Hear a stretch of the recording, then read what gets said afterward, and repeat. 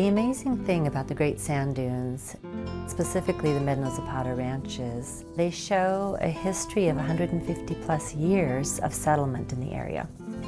It also has a really fascinating prehistoric history, prehistory, going all the way back to Paleo Indian sites. In many ways, Colorado started here. When you look across the landscape, you can't really tell what year it is. It's timeless. It's a great opportunity to see into the past a little bit about what it might have looked like. To look at our past, it's just an incredibly important part of understanding our own future. This program was generously made possible by the History Colorado State Historical Fund, supporting projects throughout the state to preserve, protect, and interpret Colorado's architectural and archaeological treasures. History Colorado State Historical Fund. Create the future, honor the past. with support from the Denver Public Library, History Colorado, and the Colorado Office of Film, Television, and Media, with additional support from these fine organizations. And viewers like you. Thank you.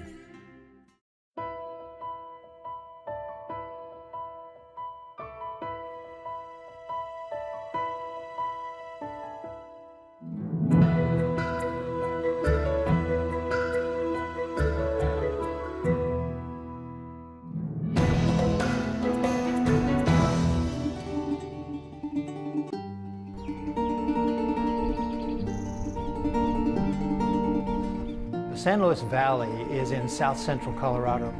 It's a high elevation, near desert. It really only gets about 7 to 9 inches of precipitation a year. Great Sand Dunes is essentially the remains of an ancient lake that occupied the base of the San Luis Valley. That lake has long since dried up, but the sands that once formed the bottom of that lake have now moved over time with wind to the foot of the Sangre de Cristo Range. The story of how the sand dunes were settled is so interesting. Because it's in the southern part of the state, it has a more modern history that looks more like New Mexico than other parts of Colorado. And so historically, what we're seeing with Hispanic and Anglo settlers coming in is really dynamic, multi-ethnic communities that are being created. The cultural resources at Great Sand Dunes are world-class. We have some of the oldest archaeological sites in North America. We have sites on the Zapata Ranch that have evidence of bison antiquus, which is a now extinct bison that's about 25% bigger than our modern bison, were hunted and utilized by people who lived at Zapata before it was Zapata. We're able to really look at the cultural landscape, where people and the land interact over time and how it changes, as an understanding of how people have migrated to the area, have changed the landscape for specific uses such as ranching, and where it is today as a landscape.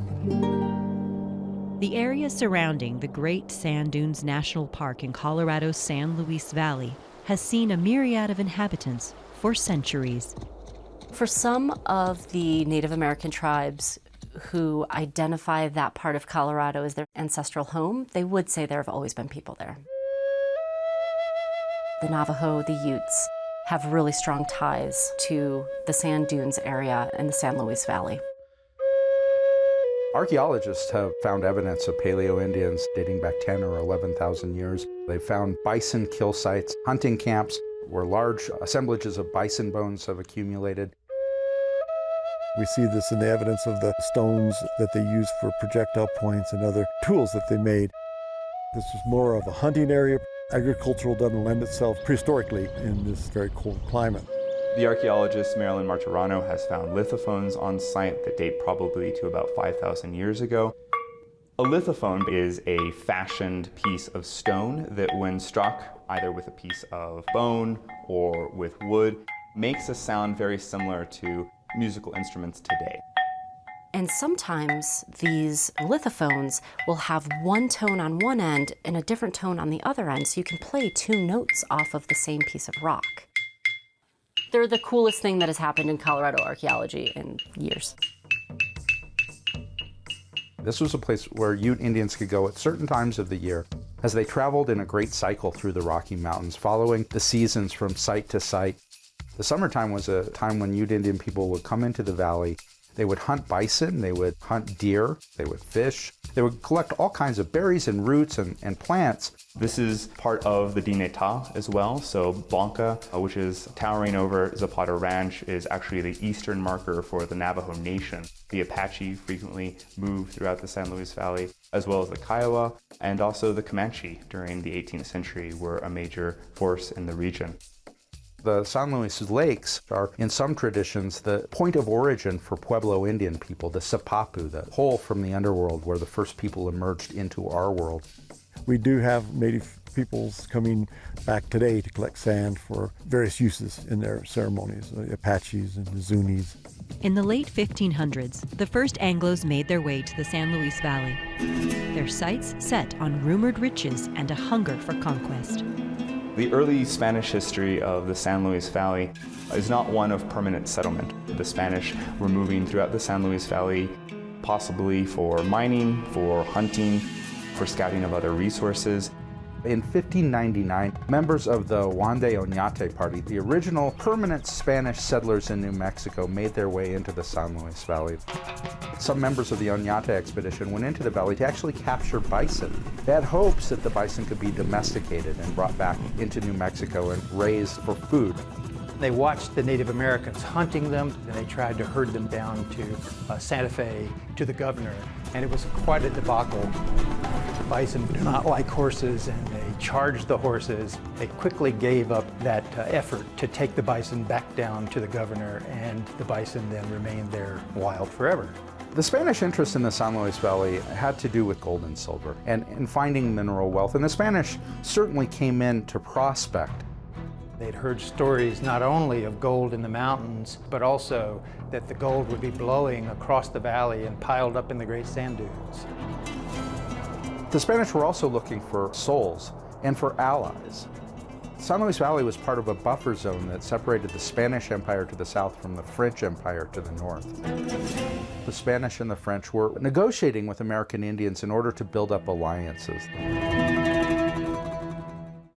In January of 1807, Zebulon Pike led an expedition trying to explore the recently acquired Louisiana territory. It turns out he was off route and had actually ventured across the Sangre de Cristo Range into what was then Spain. He saw the dunes and wrote in his journal that their appearance is exactly like a sea at storm, except as to color and totally barren of vegetation. And that's the first actual written documentation that we know of the great sand dunes. And so then as Pike moved further south, thinking he was headed to the Red River, which is actually the Rio Grande, he camped at what is now the Zapata Ranch. Zebulon Pike was hundreds of miles from where he was supposed to be on his official expedition. And when the Spanish arrived to arrest Pike and his group for trespassing, Pike acted very surprised. He was taken to Santa Fe, interrogated, escorted all the way to Chihuahua in Mexico, interrogated some more, and then in time released back into Louisiana. There are people who believe that Pike was not as lost as he claimed to be, that he was in fact a spy for General James Wilkinson, who was the commander of the Department of the Missouri, the Western Department of the United States Army. And so there remains some speculation regarding what Pike was doing out in the West. Pike may or may not have been a spy, but we know that James Wilkinson definitely was. Wilkinson was in the pay of the Spanish government. We don't know if Zebulon Pike even knew about General Wilkinson's duplicity. After Mexican independence in 1821, Hispanic families started to move northwards into the San Luis Valley from New Mexico. So beginning in the 1830s, the 1840s, we start to see our first attempts at settlement. If the Spanish were interested in gold and silver and souls, Mexican livestock raisers were interested in the San Luis Valley as a place to raise sheep and cattle. By the 1830s, sheep herders would bring their flocks of sheep into the San Luis Valley in the summertime to graze on summer pastures. This was a tricky situation because, of course, the valley was still part of the Ute homelands, and Utes would evict the sheep herders when they had the opportunity. But the Mexican sheep herders would continue to come back summer to summer from the 1830s and into the 1840s. And ultimately, in the 1850s, when the first permanent Hispanic settlements were created in the San Luis Valley, sheep herding and sheep raising was one of the major anchors of the economy. In the 1860s, Permanent settlement began with the Trujillo family, who migrated north from Mexico and found the land near the dunes to be the perfect place to build a ranch and graze their sheep. This ranch has a colorful past. It's a really interesting site to tell the history of Colorado because in many ways Colorado started here. San Luis Valley is home to the oldest town in Colorado. It's one of the first places that was settled by Hispanic colonists moving up from New Mexico. And so many of the tensions and difficulties of settling early Colorado really play out here. There were Hispanic settlers coming in from the Taos area, and the Trujillos were one of those families. Teofilo Trujillo was born in Taos. And in the 1860s, Trujillo homesteaded just west of the sand dunes, and he raised sheep, but he also raised cattle. And by 1870, Trujillo was one of the wealthiest ranchers in the San Luis Valley. Teofilo Trujillo's house has been described as one of the finest homes in the San Luis Valley. So the Trujillo Homestead is really interesting from a preservation point of view. When the father built his house, it was an adobe-style home. Teofilo married a woman by the name of Andreita Lucero. They were the parents of about 6 children, only one of which, Pedro, survived to adulthood. Teofilo probably spoke Spanish throughout his life, although his son, Pedro, went by the name of Pete and was representative of the second generation of settlers in the valley who were sort of mixed into this climate of Anglo culture, stimulated sort of by the rise of U.S. presence in the region. Pedro was looking a little bit towards ranching in the valley and so more invested in the production of cattle as opposed to sheep. He built a 2-story cabin so that he could see out onto the lands.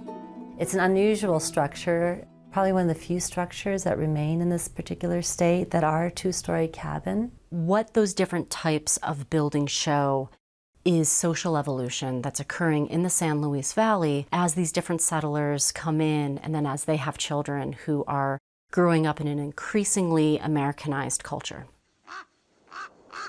The area, once thought of as a seasonal hunting ground to the Utes and a quaint camping spot by the explorer Zebulon Pike, soon became a primary stopping point for the valley's newest residents, Valentine and William Dickey, brothers whose longhorn cattle were continually driven up from Texas to feed the Colorado miners.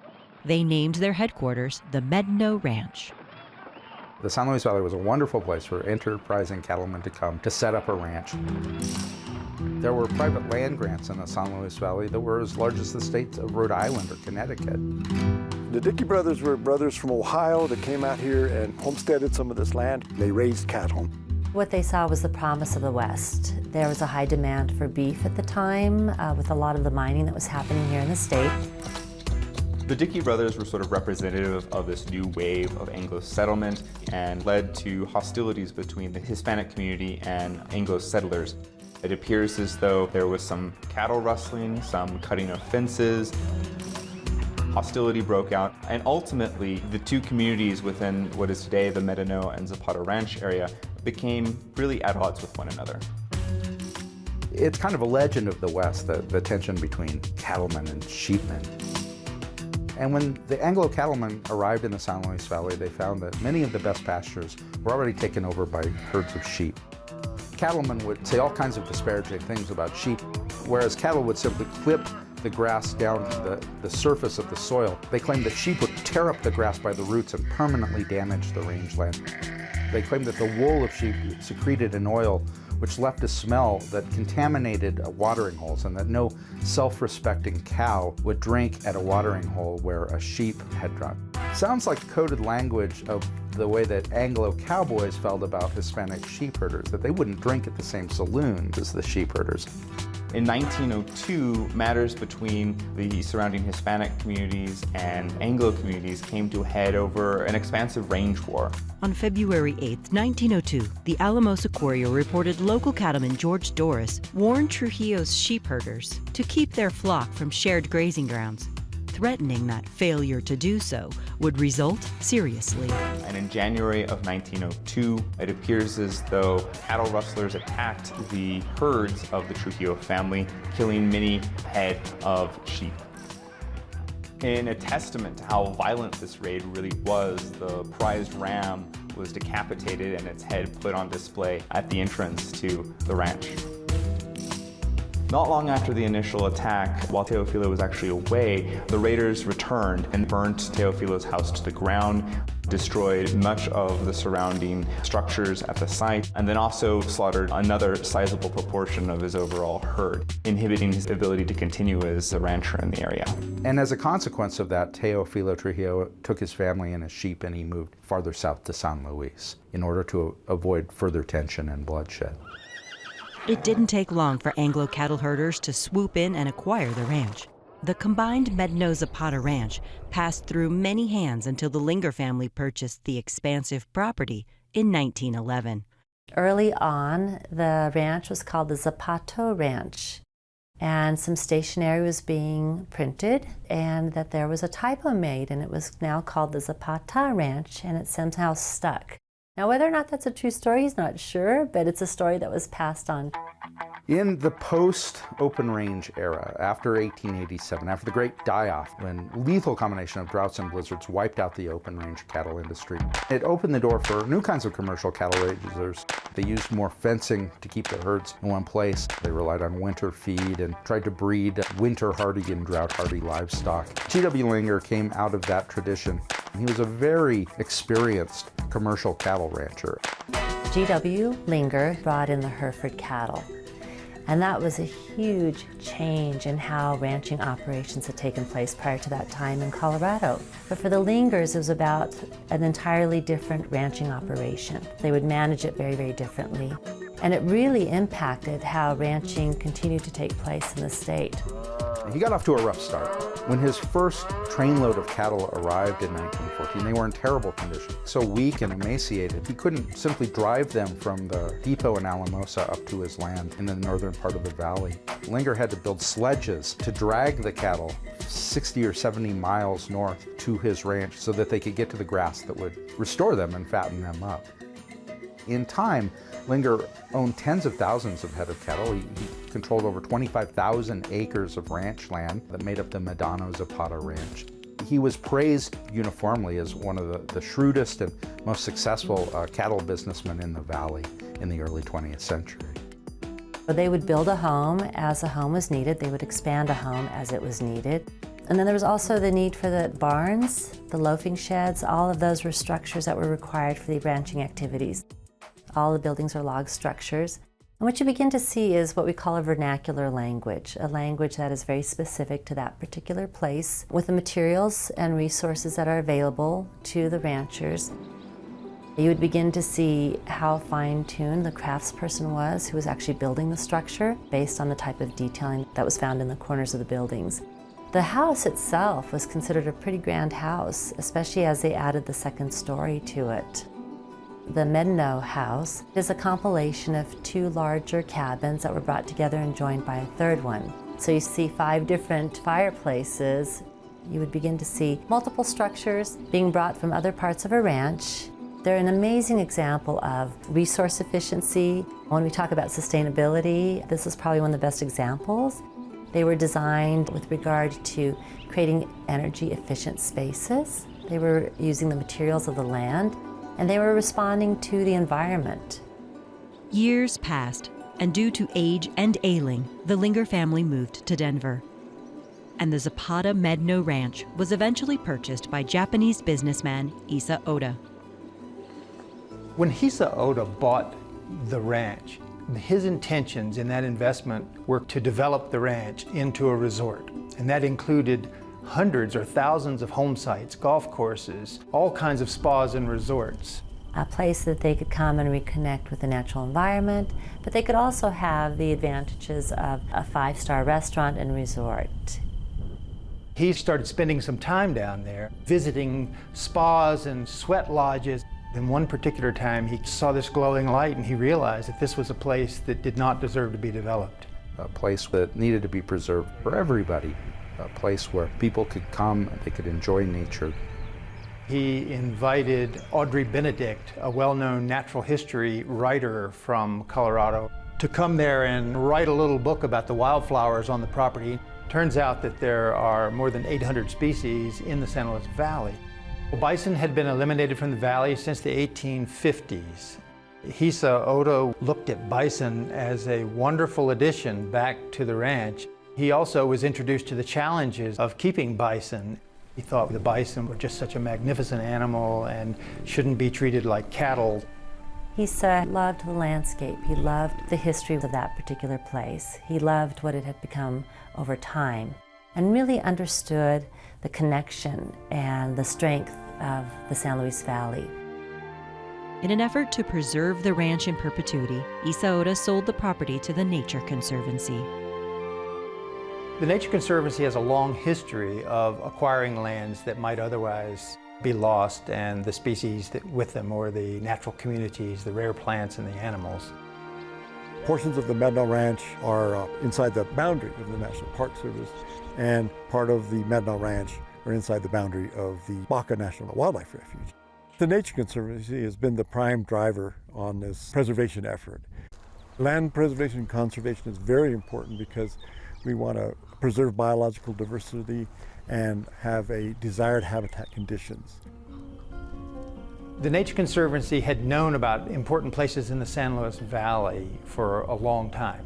In 1992, one of my colleagues said, "Chris, we've got to fly down to the San Luis Valley and take a look." So when we got into the ranch, we were looking for those rare plants and rare animals.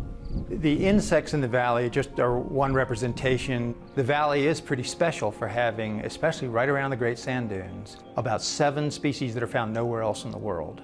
There's one really interesting one that's fairly easy to observe. It's called the Great Sand Dunes tiger beetle. And the Great Sand Dunes tiger beetle is about 1/2 inch long, is a serious predator to small insects, but has a fascinating life cycle. It can fly a distance, but it's only found within about 15 or 20 miles of the Great Sand Dunes in the entire world. Pedro Trujillo structure is on the Nature Conservancy lands on the Medano Zapata Ranch, and it sat out here for a long time in disrepair. Windows broken and owls were living in the second floor, and a donor from northern Colorado saw this and asked about the fate of this historic structure. They said, well, we're Nature Conservancy, this is historic, we're really not in that business. And on the spot, this person signed a check for a large sum of money to do restoration, to put a foundation under the building, to fix the windows, and to put a new roof on it. And they did do some historical archaeological surveys. The Pedro Trujillo Homestead includes the barn to the north of us and the corrals to the south of us. Bob Linger has told me that there were some ranch hands and folks that lived here off and on, but it was abandoned for a long time. Historic structures need love. They need attention and they need upkeep. Teofilo and Pedro, their places have been listed on the National Historic Landmark. It's a very significant representation of our country's history. The restoration projects that were launched between 2005 and 2010 also installed a very large fence to keep the bison herds out of the site to preserve the integrity of its archaeological remains. One of the things we learned on managing a ranch the size of the Medano Zapata Ranch is that it's a really big undertaking. We found Ranch Lands, a wonderful group led by Duke Phillips, to help us actually in managing the property. And we work as a team. We set the conservation outcomes that we need. Duke and his experience working with restoring lands, with grazing lands, and working is just a real expert at helping pull all that together and make sure that it happens at the same time that the income stream is supporting his entire operation. Today, Zapata Ranch is a bed and breakfast. Finding a use for an old building is the best way to preserve it. An empty building is a building that deteriorates. It's a building that people don't put their time and energy and money into to keep up, and so we lose those buildings. The combined effort to preserve and restore the iconic buildings on the ranch, in conjunction with dedicated conservation work, will maintain the historic integrity of the Zapata Medano Ranch for generations to come. One of the amazing things about the Medano and Zapata ranches is that they have this large history that comes with them. As a scientist, we want to understand what impacted the land in the past and what effects it had, and so these buildings tell a story. The Medano site has been loved over time. We know Mother Nature takes its toll on buildings and structures, and so one of the challenges is to determine what is the best course of preservation for the Medano site. It can be stabilized and really looked at as a piece of history at a certain point in time, and there's amazing value in that. Historic preservation reflects the ambition and dreams of the people in the past. Part of our mission is to tell the story of our people. The Trujillo family is a real monument to the pioneering spirit. Preserving the ranch is so important because it allows us to engage with early social history when Hispanic and Anglo settlers moved into the San Luis Valley and were interacting in different ways with the people who already lived there, with the different Native American groups. And it also provides us a glimpse into how those early settlers lived at the site and how life changed over the ensuing decades up until today. It's this really important snapshot about Colorado's history, preserved in this National Historic Landmark. Between the Great Sand Dunes National Park and Preserve, the Baca National Wildlife Preserve, and many other lands in the area, combined with the Nature Conservancy's property, is a great opportunity to go down there and visit and see into the past a little bit about what it might have looked like.